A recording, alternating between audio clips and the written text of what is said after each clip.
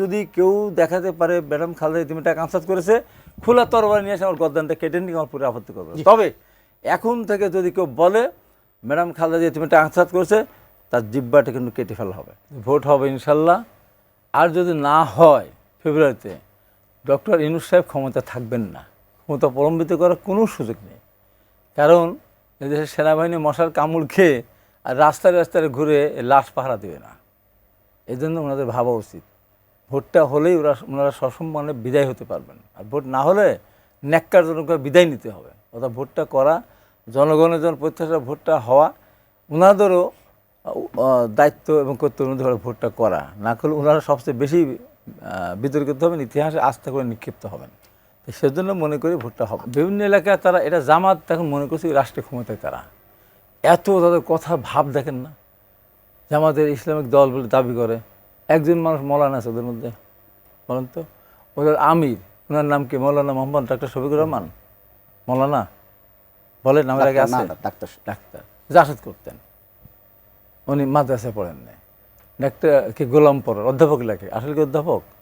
উনি কি হাফেজ কারি মোহাম্মদ গোলাম পড়ার বলে? উনি কী করতেন? উনিও ছাত্র শিবির করেছেন কিনা আমি জানি না, ইসলামিক দল করেছেন জানি না, উনি ইসলামিক লাইনে পড়াশোনা করেন তাও আমি জানি না। ডাক্তার আবদুল্লাহ তাহের, মোহাম্মদ তাহের, উনি কি মাদ্রাসার ছাত্র? হাফেজ আবদুল্লাহ মোহাম্মদ তাহের বলে কেউ? উনি ডাক্তার। তো এই যে তিনজন মানুষ, প্রধান তিনজন, একজনও আরবি লাইনে লেখাপড়া করে নাই, ইসলামিক লাইনে লেখাপড়া করে নাই, তারা এই দেশে ইসলাম প্রচার করতে চায়। এত মিথ্যা কথা তারা বলে। আজকে আমি আপনাকে বলে, এদের কথা শুরুই হলো মিথ্যা দিয়ে। আমার ওখানে যে মারামারির কথা বললেন না, আমার ইউনিয়নের সভাপতি জাহুল ইসলাম সন্টু সর্দার ইউনিয়নের চেয়ারম্যান ছিলেন, কি থানা বিএনপির সাবেক আমার হামিদুল্লাহ হামদু মেম্বার, আমার ইউনিয়নের প্রেসিডেন্ট রমজান আলী সেক্রেটারি, আমাদের টিক্কা, এরা যাই নাই ওখানে, ওদের মামলা দিয়েছে।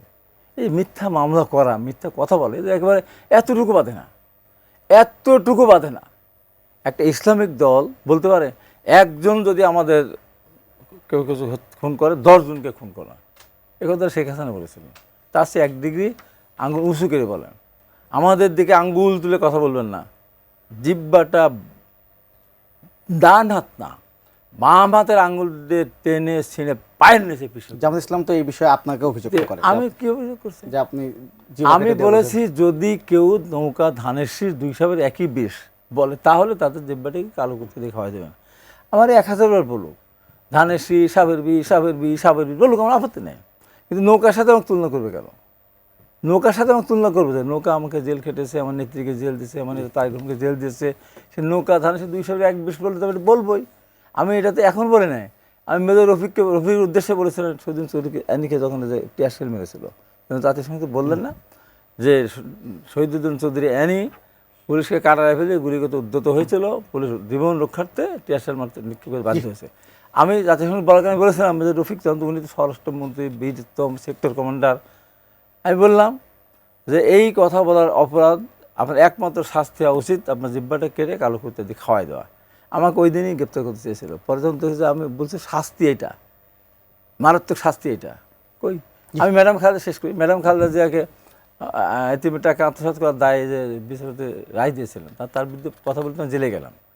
পরে বেরিয়ে আসি বললাম আমি তন্ন করে সুলমান কামার ওখান থেকে পড়েছি। পৃথিবীর কোনো আদালত, কোনো বিচারক 1 সেকেন্ডও শাস্তি ম্যাডাম খালেদা দিতে পারতেন না। তারপরেও যদি কেউ দেখাতে পারে ম্যাডাম খালেদা তুমি টাকা আত্মসাৎ করেছে, খোলা তরবারি নিয়ে এসে আমার গর্দানটা কেটে নিয়ে আমার পুরো আপত্তি করবে। তবে এখন থেকে যদি কেউ বলে ম্যাডাম খালেদা তুমি টাকা আত্মসাৎ করেছে, তার জিব্বাটা কিন্তু কেটে ফেলা হবে। আহমেদ হোসেন আওয়ামী লীগের সাংগঠনিক সম্পাদক এমপি, আমি বলেন না, বলার সাহস পাইনি। আমি তো সেই হাবিব।